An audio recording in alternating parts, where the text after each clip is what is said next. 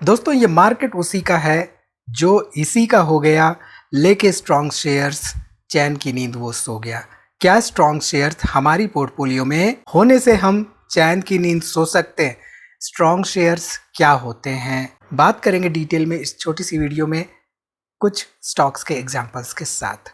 तो वीडियो यहाँ पे पूरा देखिए और स्टॉक मार्केट इन्वेस्टमेंट के बारे में कुछ नया सीखिए। ध्यान रखिए, यहाँ पर किसी भी तरह का बाइंग या सेलिंग रिकमेंडेशन नहीं है, वीडियो सिर्फ एजुकेशन के पर्पज से। नमस्कार दोस्तों, मैं उमेश त्रिपाठी आपका स्वागत करता हूं स्टॉक फॉर रिटेल पर, स्टॉक मार्केट से जुड़ी एक नई जानकारी के साथ। तो यहाँ पर एक कॉमन पॉइंट होता है निफ्टी और स्ट्रॉन्ग स्टॉक्स में।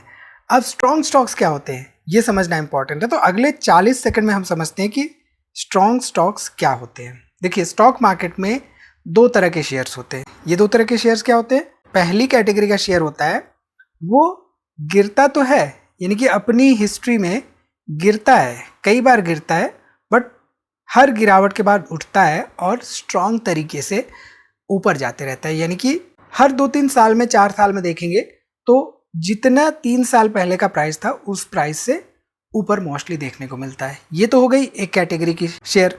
अब दूसरी कैटेगरी क्या होती है? दूसरी कैटेगरी होती है कि ऊपर गई, नीचे आ गई, बट फिर से ऊपर नहीं जा पाई। यहाँ पे इसके पास कई सारे प्रेशर्स आ गए, कई सारे रूल्स एंड रेगुलेशंस आ गए, जिसकी वजह से कंपनी का शेयर प्राइस वहीं का वहीं रह गया या नीचे जाता चला गया। अब यहाँ पे वापस आते हैं हमारे इस चार्ट पर, फिर मैं आपको समझाता हूँ कि जो मैंने कहा था निफ्टी में और स्ट्रॉन्ग स्टॉक्स में कॉमन पॉइंट क्या होता है। तो इनमें कॉमन पॉइंट क्या होता है ये समझने के लिए हम चलते हैं 1992 में। स्टॉक मार्केट में 1992 में एक बड़ी गिरावट हुई, जिसके बाद मार्केट उभरा, फिर गिरावट हुई, फिर उभरा, यहाँ पे एक नया हाई बनाया, फिर गिरावट हुई, इसके बाद एक नया हाई बनाया, फिर गिरावट हुई, इसके बाद एक नया हाई बनाया। तो आप ध्यान देंगे तो मार्केट आप हर 3-4 साल आगे बढ़ते जाइए, मार्केट आपको हर 3-4-5 साल पे एक नया हाई देता आ रहा है। यहाँ पे जो स्ट्रॉन्ग शेयर्स होते हैं, स्ट्रॉन्ग शेयर्स और हमारा मार्केट यानी कि निफ्टी, इनमें कॉमन बात ये होती है कि ये हायर हाई हायर लो यानी कि HHL वाला पैटर्न बना के देते हैं लॉन्ग टर्म में। हायर हाई हायर लो का मतलब क्या होता है? आपको कुछ ऐसा चार्ट पैटर्न देखने को मिलता है जो पुराना हाई रहता है वो नए हाई से नीचे रहता है, जो नया हाई रहता है वो पुराने लो से ऊपर रहता है। बस इतनी सी बात देखकर हमें ये समझना होगा कि स्ट्रॉन्ग शेयर्स वाकई में क्या होते हैं। अब स्ट्रॉन्ग शेयर्स जब भी हम बात करते हैं तो स्ट्रॉन्ग शेयर्स का बेसिकली मतलब होता है कि अपने बिजनेस सेगमेंट में वन ऑफ द टॉप 5 या टॉप 10 कंपनियों में ऐसी कंपनियां होती हैं एंड इनका ट्रेंड जो होता है वो ग्रेटेस्ट ऑफ ऑल टाइम्स का होता है। तो हमने बकरी स्टॉक्स थ्योरी यहाँ पे कॉन्सेप्चुलाइज किया था कुछ दिन पहले, जो कि आप सर्च कर सकते हैं। अब गूगल पर भी आप सर्च करेंगे बकरी स्टॉक्स थ्योरी बाय उमेश, तो आपको बकरी स्टॉक्स थ्योरी होती क्या है, हमने क्या क्या इसमें कॉन्सेप्ट्स इंक्लूड किए हैं, ये सब आपको यहाँ पे देखने को मिलेगा, सीखने को मिलेगा। तो बेसिकली कोई भी कंपनी होती है जब वो स्ट्रॉन्ग कंपनी की कैटेगरी में आने लगती है तो वहाँ पे कंसिस्टेंसी मैटर करता है उसके ओवरऑल परफॉर्मेंस में, और इसके साथ ही साथ ऐसी कंपनियों में पैनिक सेलिंग मोस्टली इन्वेस्टर्स नहीं करते हैं। इसके साथ ही साथ मोर ओवर वैल्यू पर फोकस किया जाता है ऐसी कंपनियों में इन्वेस्टमेंट करते समय। ठीक है, तो यहाँ पे कुछ सर्टेन कंपनियों का हम एग्जांपल लेते हैं। अगेन डिस्क्लेमर, यहाँ पे एजुकेशन के पर्पज से किसी तरह का रिकमेंडेशन नहीं है। सो ये जो कंपनियां हम यहाँ पे ले रहे हैं डिस्कशंस के लिए, डिफरेंट सेक्टर से बिलोंग करती है। अब सेक्टर से क्यों बिलोंग करती हैं? क्योंकि बेसिकली होता क्या है कि जब हम स्ट्रॉन्ग शेयर्स की बात करते हैं तो हम ना सिर्फ कंसिस्टेंसी बल्कि बैलेंस शीट, उसका sales track record and profitability track record देखते ही हैं, साथ ही साथ हम फोकस करते हैं डिफरेंट सेक्टर्स पर। अब मोस्टली सेक्टर्स क्या होते हैं? सेक्टर्स मार्केट के साथ गिरावट होती है उनमें, मार्केट गिरने के साथ, बट मार्केट उभरता है तो हो सकता है कि उनमें वो रिकवरी ना देखने को मिले जो कि मार्केट में देखने को मिली है। तो ऐसे में हम उन सेक्टर्स को देखते हैं जिनमें कि ना सिर्फ कंसिस्टेंसी हो बल्कि उनमें ग्रोथ का भी स्कोप हो लॉन्ग टर्म में। ठीक है, तो यहाँ पे आईटीसी का एग्जांपल अगर हम लें तो आईटीसी एक डाइवर्सिफाइड सेगमेंट की कंपनी, यानी कि जो इसका अम्ब्रेला है उस अम्ब्रेला के अंडर में एफएमसीजी भी है, उस अम्ब्रेला के अंडर में एग्रीकल्चर सेक्टर भी है, उस अम्ब्रेला के अंडर में पेपर सेगमेंट भी है, बहुत सारी सेगमेंट्स हैं।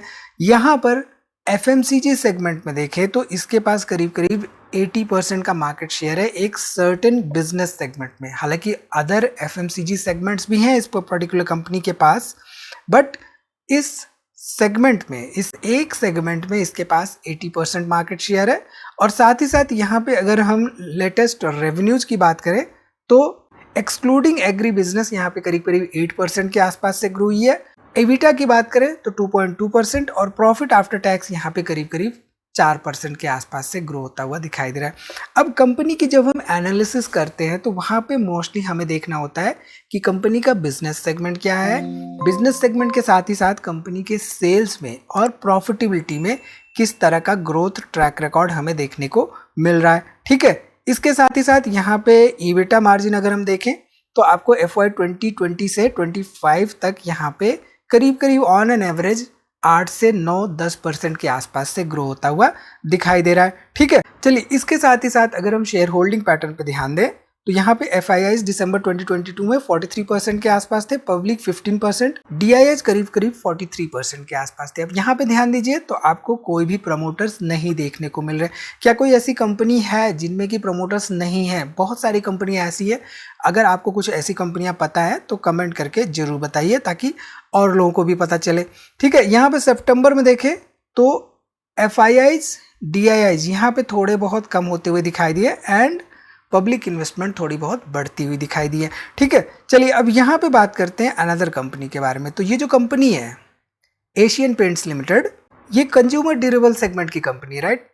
अब यहाँ पे देखें तो इसके बिजनेस सेगमेंट में अराउंड 55% का मार्केट शेयर है ऑर्गेनाइज्ड डोमेस्टिक पेंट सेगमेंट में एंड 60% का डेकोरेटिव पेंट सेगमेंट में इसके पास ओवरऑल मार्केट शेयर है। इसके साथ ही साथ ऑटोमोटिव इंडस्ट्रियल कोटिंग सेगमेंट में अराउंड 20% का मार्केट शेयर हमें देखने को मिल रहा है। इसके साथ ही साथ अगर हम यहाँ पे देखें तो आप देख सकते हैं चाहे होम डेकोर प्लेयर हो, चाहे डेकोरेटिव लाइटिंग हो, चाहे वॉल कवरिंग एंड टेक्सचर्स हो, यहाँ पे नंबर 1 देखने को मिल रही है। साथ ही साथ फैब्रिक एंड फर्निशिंग में नंबर 2 देखने को मिले। तो कंपनी का पोजीशन क्या है उसके नीश में, उसके बिजनेस सेगमेंट में, ये स्टडी करना हमारे लिए बहुत इंपॉर्टेंट होता है। ठीक, अब यहाँ पे एशियन पेंट्स का सेल्स ट्रैक रिकॉर्ड देख लेते हैं। देखिए 2014 में क्या था, 12,000 करोड़ रुपए के आसपास सेल्स थी। प्रॉफिट बिफोर टैक्स यहाँ पे करीब करीब 1800 करोड़ के आसपास था। और अगर हम लेटेस्ट डाटा देखें तो 12,000 हमने यहाँ पे नोट कर लिया 2014 में, 2025 में देखें तो करीब करीब 3 गुना यहाँ पे सेल्स में ग्रोथ होती हुई दिखाई दी और यहाँ पे करीब करीब 5,000 करोड़ रुपए के आसपास हमें प्रॉफिट बिफोर टैक्स देखने को मिल रहा है। ठीक, इसके साथ ही साथ अब यहाँ पे अगर हम बात करें अनदर सेक्टर के बारे में, आईटी सेक्टर, आईटी सेक्टर में क्या ग्रोथ के स्कोप है, artificial intelligence, big data, cloud computing, इन सब को देखते हुए कमेंट करके जरूर बताइए। यहाँ पे ये जो पर्टिकुलर कंपनी है इन्फोसिस, ये इंफॉर्मेशन टेक्नोलॉजी कंपनी भारत की नंबर 2 है बिहाइंड टीसीएस। टीसीएस नंबर 1 है। अब आप सोच रहे होंगे कि टीसीएस का हमने यहाँ पे क्यों एक्सप्लेनेशन नहीं किया। तो सारी कंपनियों का एक्सप्लेनेशन एक ही वीडियो में करना बहुत मुश्किल होता है। यहाँ पे हम किसी तरह का रिकमेंडेशन नहीं दे रहे हैं, हम यहाँ पे आपको समझाने की कोशिश कर रहे हैं कि कौन से वो इंपॉर्टेंट पॉइंटर्स होते हैं जिसको कि हम देखते हैं। ठीक है, चलिए 2014 में देखें तो 50,000 करोड़ का यहाँ पे सेल्स था, प्रॉफिट बिफोर टैक्स यहाँ पे 14,000 करोड़ का था।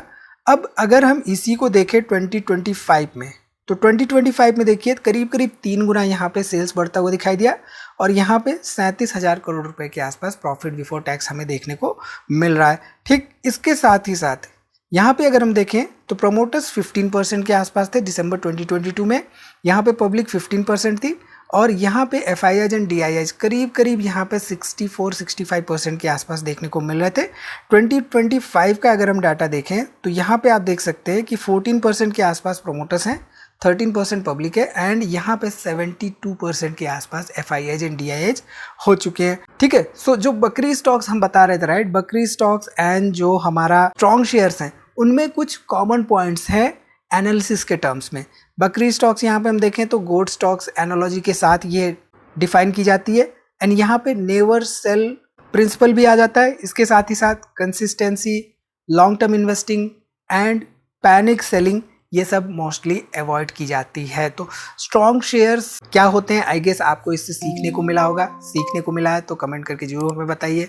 कोई भी सवाल हो तो कमेंट जरूर से जरूर करिए, वीडियो को लाइक करिए, दोस्तों में शेयर करिए। मिलते हैं अगली वीडियो में एक नई जानकारी के साथ। तब तक आप अपना बहुत ख्याल रखिए और साथ ही साथ डिस्क्रिप्शन में जो भी लिंक्स हैं उनको एक्सप्लोर करना ना भूलिए।